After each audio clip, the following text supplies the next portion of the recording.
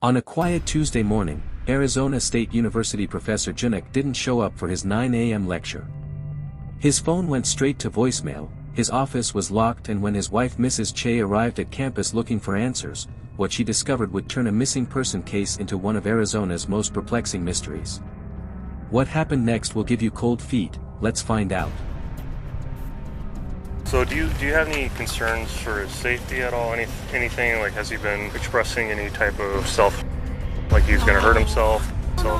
This is Mrs. Chay. A few hours ago, she called the police because it had been hours since she heard from her husband, Junukch Chay, who mysteriously disappeared after giving a lecture at ASU University. So that was at about 3 o'clock this morning.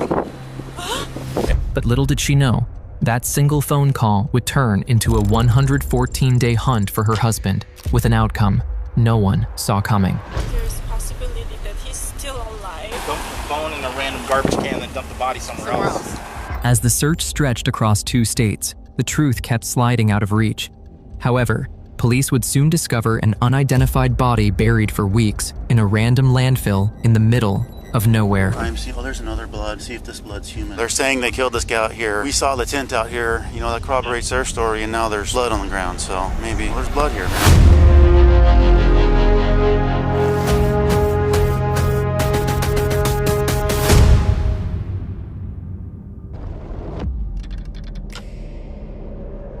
It all began on a quiet evening, March 25th, 2020, when officers received a call from a worried wife. Her husband, ASU Professor Junukch Chay, was missing from campus in Arizona. Out of pure desperation, she went to the university herself to search. But when she found no trace, and knowing how unlike him this was, she called officers for help. What she didn't realize then was that this would be the last day she and their children would ever see Junukch alive.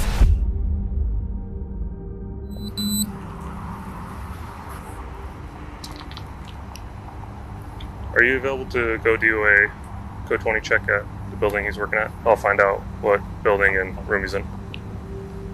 Yes, I should be in the engineering building, I think. Does it say exactly which one? Engineering. Is it alright if I take a look at that? Sure. Okay. Go ahead. 5-7 will be 1050. Can you copy a name and do a 26 check on it? So I'm talking to another officer. I'm going to have him go over to the building he works at, Okay. see if they can find him in his office or not. Does he drive to work? He does. Do you know where he parks? Usually this one. In this parking Yeah. structure? Okay. See if he answers on that. Yeah, You called both his personal and his office phone, I'm guessing? I did. Okay. Is this the first time he hasn't come home, like, on time? Yeah. Okay. And the first time he hasn't answered calls or anything? Yeah, first time. He always Like tell calls me or in texts? advance, you know, Okay. that he's gonna be late or yeah. Okay. He's not. How do you pronounce his name? Junukch. Junukch. Okay.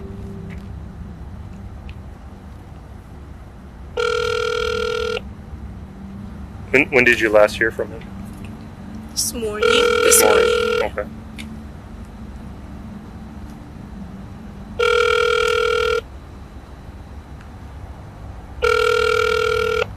Is his license plate from Arizona or from Yes, a different it state? is. It is an Arizona plate. Do you happen to know what his license plate is? No. Okay. And did you drive here and already go through the structure looking for his car? Did you see it at all? No, I No. couldn't find it. Okay. But I was walking through, so maybe I missed one. I'm not so sure. Okay. 5% on info. So somebody's checking in the building. Yeah, I asked another officer to go look, so I don't know if they're there yet, but they should be heading that way. Thank you for Oh, no helping. problem. I was like so helpless. The officer speaking with Junukch's wife could hear the pain in her voice. He radioed units on the far side of campus to check the buildings, hoping Junukch was still inside. However, it brought them no closer to finding him. 5 you there? His stuff is here. Go ahead. I mean, 42. I mean, I only assume that he comes and goes with that stuff. Go for it. Okay.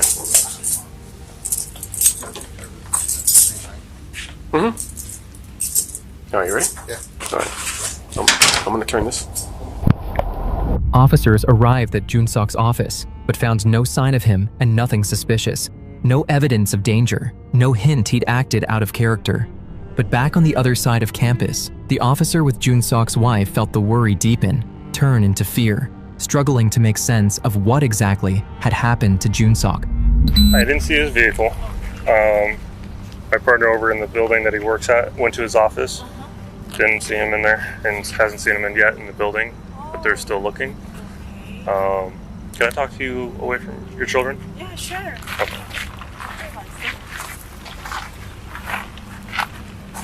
So do you have any concerns for his safety at all? Anything like, has he been expressing any type of like he's gonna hurt himself, kill himself? No. Okay, any signs of, like, depression, or has he had a history of depression? No.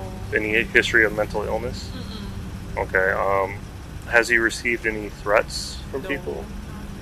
My fear was he got a stroke or something, and Has he had a previous medical No. history? No. Does he take any medication? No. Okay. but he's 46 and 46? Yeah. Okay. Well, at 3 o'clock, our record showed that he left the parking structure. Okay. So he was driving. You don't know of any place he would go to, any friends or He anything? sometimes make a business trip to Tucson, University of Arizona. Yeah. But then these days are really weird to make a trip to Tucson. With what's That's going what- on right now. Yeah. But he hasn't told you about anything No. that he had planned? When No. he goes to Tucson, he always let me know, Okay. It's gonna be late or it's going to Tucson today, but he didn't. So, Nothing today? ah, Did he try to call you at all today or text you? no. Nothing. Okay. When's the last time you talked to him? This morning This when morning. he left For work? to work, yes. Okay. And he, Did he tell you this morning when he was planning on coming back? yeah, of course, yeah. What time did he say he was going to come back? He doesn't say, but it seems like that he's gonna come home like around 7:30, 7:30 or 8? 8. Okay. Has this ever happened in the past where he was late? No, No. without telling me. Without telling you?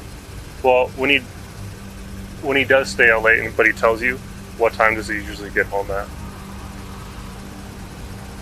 Very late, sometimes. Like after midnight, maybe? Rarely, but Rare. sometimes 10, 11. Okay, so it's possible that he could be going home now. Yeah. But it's a little concerning because he hasn't reached out to you and he's not answering. That's always he let me know he's gonna be late. Yeah. Later than 7:38. That's why I'm here. I can, Thank but you so much. if nothing sticks out to us, like recent card use for his faculty ID, like anything after 3 o'clock when he left, Then he's, and if he's not in there, we'll document what happened. But since you don't have anything to your knowledge that would be a safety concern, because he's an adult and he doesn't have any like mental illness, depression, or suicidal ideations, there's not really much for us to try to do. Sorry, It's okay. where It's we're okay. at now. I think you're helping me a lot. I mean, I was really, out of help. Like I was like eating. Eventually, the officer treated it as not yet urgent. Only 7 hours had passed since Junukch was last seen, and there were no clear signs of danger. He told Junukch's wife to wait a few more hours and call back with an update. But by then, it would have already been too late. Unfortunately, like nothing is standing out as a safety concern or medical concern from what you've told me. It is definitely odd from his normal routine that you guys have. It's possible that something could have happened, like a car accident or maybe a medical episode happened and he had to go to the hospital. But usually they would do a pretty good job at finding out contact information for family members. But what I would do, since it's only been about 7 hours since his car was seen exiting the parking structure, I would head home, just wait, see if he doesn't come back.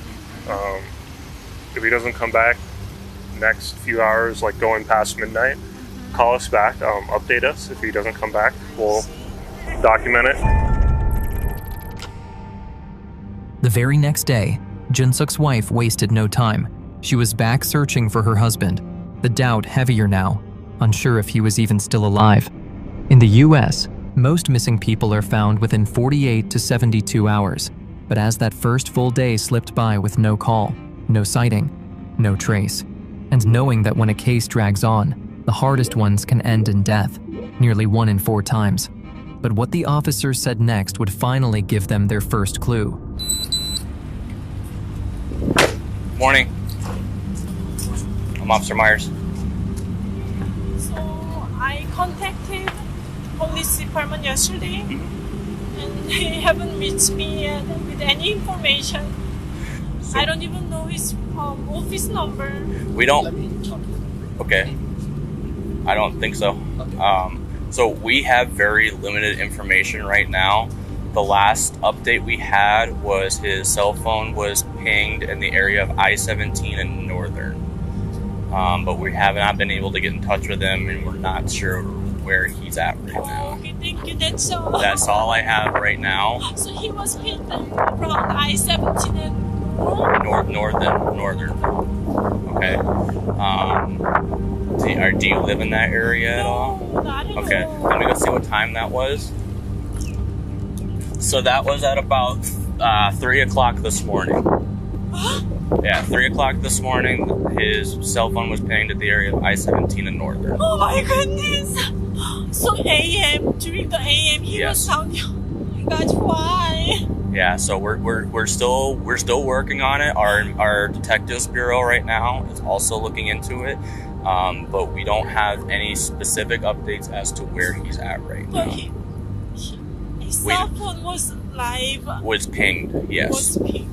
Okay. At 3 a.m. at 3 a.m. this morning. Yeah, Oh. and as soon as we find out anything else, we're definitely we have all your contact information, correct?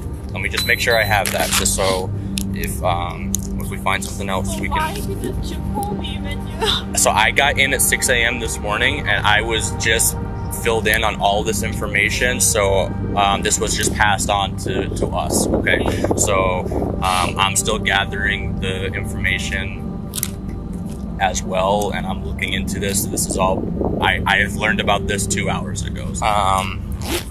I'm planning on driving to the area of I-17 and Northern, and after I make a few phone calls, and we're just trying to get everybody on the same page here. Okay, so that's what we're trying to do. So here's my business card. Okay, here is our the number to our dispatch. That's the number that you called last night, and here's the incident report number. Okay, so if you hear anything, please call us, and then we'll do the same for you. Okay, if we get any updates, we'll definitely let you know. Okay. If there's possibility that he's still alive. Yeah, absolutely. Really? I wouldn't worry too much. I know this is unusual, but we do look into this often. Okay. Now I don't know the details about your husband's history. Does he have any history of mental health issues, anything like that? I almost say yes, because if I say yes, then you're gonna search more. No, it's not even that. We're gonna search regardless. Okay, we're not gonna not search just because he doesn't have any mental health issues. You reported this to us. We're going to look into this, but just for okay. Junukch's phone was last pinged just east of I-17. The first officer to sweep the area found nothing out of the ordinary. What was certain was worse than the silence. Junukch was missing, and so was his car. No one had seen either. With the trail still cold, officers officially announced Junukch a missing person. Days passed with no trace, no clear leads, no sightings of Junukch. As officers began to lose hope, a call came from Louisiana. Police there had located his car, and inside were 2 18-year-olds. The car surfaced in Louisiana, thousands of miles from where Junukch was last seen in Arizona, about an 18 to 20-hour drive. What was even more shocking was what Louisiana officers found. 2 18-year-olds had been living out of Junukch's car for nearly 2 weeks.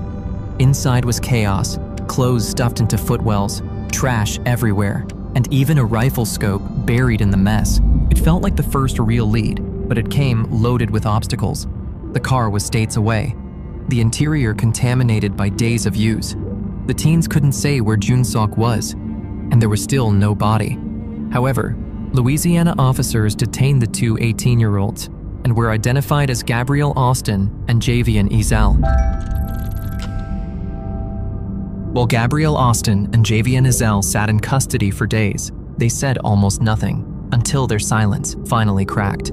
They admitted involvement and sketched out what happened to Junukch, but that break didn't solve the case. It complicated it. Parts of their stories conflicted, timelines slipped, there was still no body. However, when Louisiana officers finally pieced together a timeline, it came loaded with roadblocks. The teens admitted they lured Junukch to 7th Street and Carefree Highway, just east of I-17, tried to rob him, and that Gabrielle Austin pulled a pellet gun, while Javian Ezell striking with a hammer. They then wrapped the body in a tent, dumped it in a Phoenix dumpster, and drove his car to Louisiana. But there was no body, no precise dumpster timestamp. A car lived in for 2 weeks, smearing trace evidence, and an interstate case now had split across multiple agencies. With the statements in hand, Louisiana detectives relayed everything to Arizona, triggering a body recovery search that would stretch over 670 days. Hey, Sarge, Deputy Wurzbach, Maricopa County Sheriff's Office, how are you? Good, how are you? Good, you gave us a call? Yeah, so we had a missing person.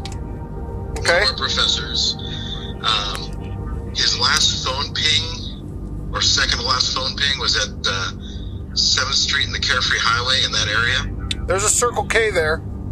Okay. His car was just found in Shreveport, Louisiana this morning on a traffic stop. 2 black males and a black female. During interrogation, the female stated she's a sex worker. She met this guy online, and when her boyfriend found out, he killed the guy and dumped the body in New River in a dumpster. All right, wait, this black female's a sex worker, and apparently your missing person was the one that she was doing with, and the other black guy found out? Yep.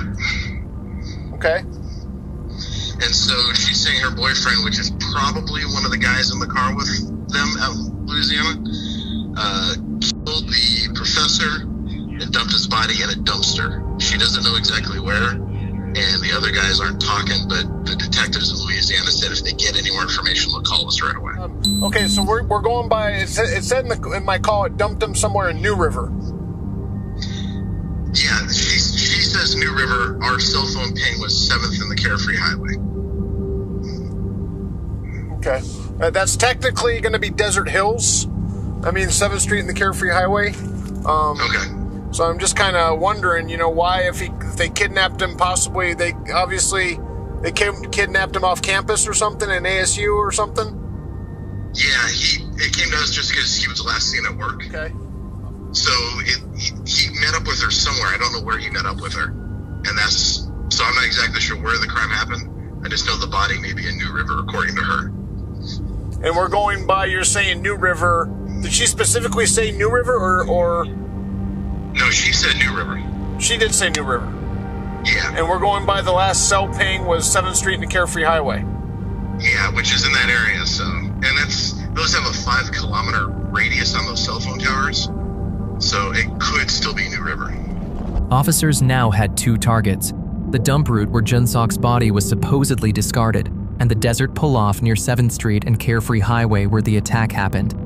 With that, they split the response. 1 unit to work the dumpster line, and another back to the desert to lock down the scene, hoping one side, any side, would finally give them something. And what they found out next would change the direction of the entire case.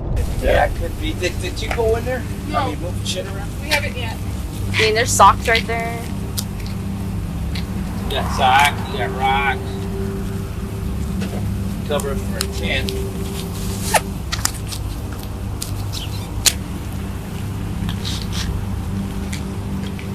I was looking in there, and when she said she saw that, I thought it was well, you're big enough. Hold on.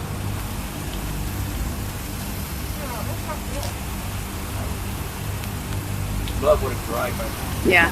That could be like some sort of grease or something. I smell pee. That's about it. Did you dig in there? No, not yet. Stop. He said stop. He said they didn't dump the phone in a random garbage can and dump the body somewhere else. Alright, it might be transmission fluid, but. But it's a tent covering and it's got what looks like transmission. But It's we red. wanted you guys to look at it before we started going.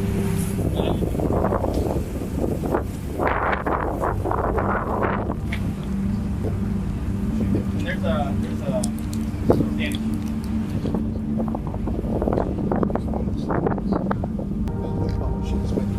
Okay. Try this. They went by a bank and turned by the bank. There's a strip mall and apartment complex. Bank, strip mall, apartment complex. Yep. And then they threw them in a green dumpster.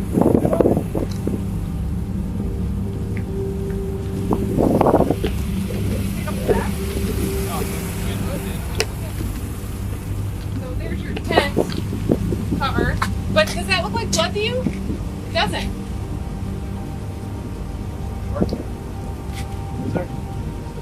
You want Ben Bueller to get in? He's the bitch today. Yeah, we got to start pulling shit out. Yeah, we gotta get in. All right, Ben Bueller, up and at him. I'm gonna go grab my gloves. Just be by myself? Go, buddy. I get a step stool. Get that long leg up there.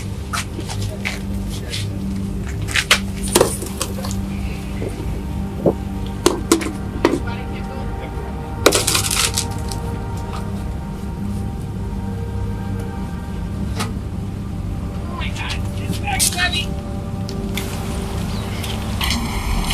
As one unit works the bins, the team at the desert pull-off swept the ground and flagged a patch that lined up with the suspect's story, and this would eventually send a search that would end up taking 67 days. May have crime. Now that I saw a rock with what I think is blood just from hunting, I may have crime scene. Oh, there's another blood. There's some more blood. I may have crime scene come out and see if this blood's human, if they can do that. Look here. And can they do it right here on site? Yeah. Okay. Since we have blood on the ground, I'm going to call homicide back and say, hey, you know, they're saying they killed this guy out here. We saw the tent out here, you know, that corroborates their story, and now there's blood on the ground, so maybe you guys should come out and process it. All right, thanks a lot. Okay, all right, bye. Well, if they wrapped him in tent, Well, there's blood here, man. that should Looks be, like blood. I agree with you. Right here, see right here? And right there's two spots there, and there's a spot on this rock over here. It's up there somewhere. It had some bird poop I'm just on saying it. that box that's up there, Yeah, I opened it. that's probably going to be what the tent, so Yeah. if it matches what he's Well, it had some holding, bullet holes in it. I that's opened it probably up. from the pellet. Yeah. That's probably from the pellet. No, I know. And he said he kept the pellet gun to scare off coyotes. Down 407. I don't want to contaminate the scene any more than we have already. I truly believe that this right here, this is your struggle. I mean, there's I mean, I saw blood on these rocks, no, so. no, hang on. Yeah, there's right There's there. blood here. That's what I saw. Yeah, There's one that's the there. first one I saw. There's one there, right there. Oh, yeah. And then this rock over here that I was showing you. And then if you look, there's some sort of fluid or something that mixes in with the dirt there. We saw. Let's get out of here, man. Come on. I don't want to contaminate this anymore. Yeah. Come on. Or right here. Yeah, I showed you that. No, but there was something else. No, it's right there. There's two drops on that big rock right there. Right there, but I think that's going to be your scene. Yeah, I agree. Leave the pellet gun. Yeah, let's not do anything. Meanwhile, back at the bin, officers climb inside, cutting through compacted trash and hoping for anything that pointed to Junukch's body, or whatever might be left of it.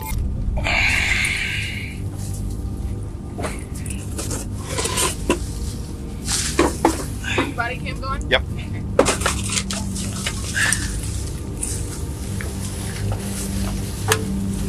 Oh my god, this bag is heavy.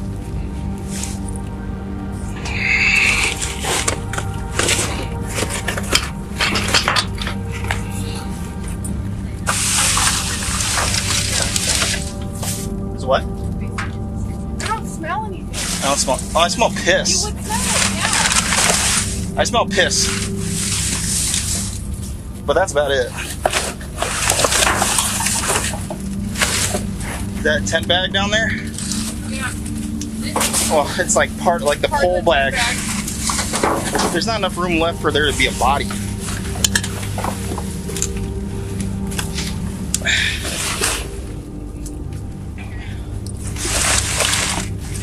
No, I don't got a body or anything.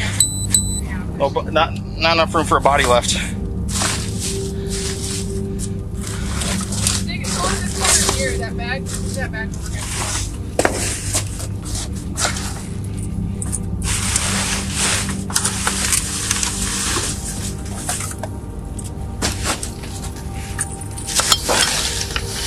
Garbage bag, bottom.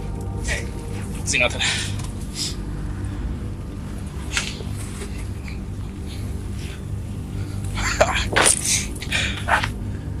It's just kind of weird. Yeah. Right, that it should be sitting here. This is kind of a homeless hangout. It is. Yeah. The resilience place. We've already run into a couple. Yeah. It had been 47 days since Junukch was reported missing, and there was still no body. Without a recovery, building a murder case on two 18-year-olds would be a gamble. Detectives needed remains, something solid, so they turned to the last option left: follow the dumpster to the Northwest Regional Landfill and dig. And this wouldn't take hours, it would take weeks. After 67 days of digging, crews finally uncovered partial human remains consistent with Junukch. The lab performed DNA testing. The results came back positive. It was him. With that confirmation, detectives had what they needed to move forward, and prosecutors charged both 18-year-olds, Gabrielle Austin and Javian Ezell, with the murder of Junukch Chay. They were both charged with first-degree murder, armed robbery, and theft of means of transportation. Each was held on a $1 million bond.